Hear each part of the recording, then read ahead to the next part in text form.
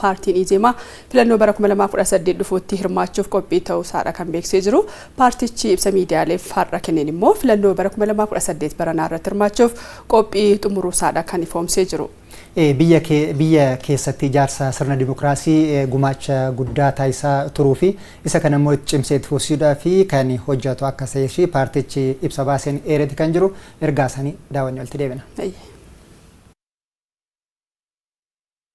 ፓርቲያችን ኢዜማ በተደጋጋሚ እንደገለጸውና የሀገራችንን ህግ አክብሮ ፓርቲን ኬኛ ኢዜማን ረድዴቢን አካ ኢብሴቲ ሴረ ብየ ኬኛ ከበጄ ድርጉሚ ሲያሳ ነገቀቤሰ ገጌሱፍ የሙ ሁንዴፈሙ ያደ ፉርማታ ሀለ ብየ ኬኛ ኬሰት አርገምቱ ሁበቴ ኢየሱን ሆገንቶታ ያደ ፉርማታ ከነ ሆጂረ ኦልቸን ሆረቹን akka paartiitti caaseffama dhaabbattummaa naannoo filannoo cimaa bu'uureffate caaseffamuuf galmi xumuraas kana eeyyantaa uummataa argatee itti gaafatama mootummaa sadarkaan fudhachuudhaan waggoottan darbanis yaadawwan filmaataa eeraa keessumaa nageenya lammiilee irratti dinagdee irratti olaantummaa seeraa irratti yaadawwan keenya dhiyeessaa mul'isaa akka turre ni beekama. Dabalataanis dhaabbatichi yaadama walootiin hooggansa cimaa fi caaseffama gaarii itti gochaa tureera. Amma yeroon isaa bu'aa gochaalee kanaa filannoo biyyaalessummaa irratti dadammaqinaan hirmaannee eeyyantaa uummataa argachuuf kan itti fayyadamnu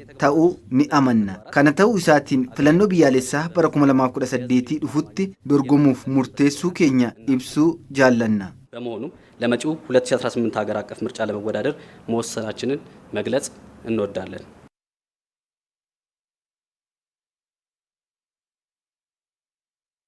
ምርጫ በሀገራችን ሆነ ሌሎች ሀገራት የሚያስፈልግበት ዋነኛ ምክንያት filannoon biyya keessattis ta'e biyyaalee biraattis kan inni barbaachiseef sababiin guddaan mootummaan fudhatamummaa qabu uummataan filatamee akka jiraatu dandeessisu yommuu ta'u eezimaanis sadarkaa mootummaa ta'ee filatamuuf isa dandeessisu filmaatawwan imaammataa dhiyeessuudhaan kan dorgomu ta'a.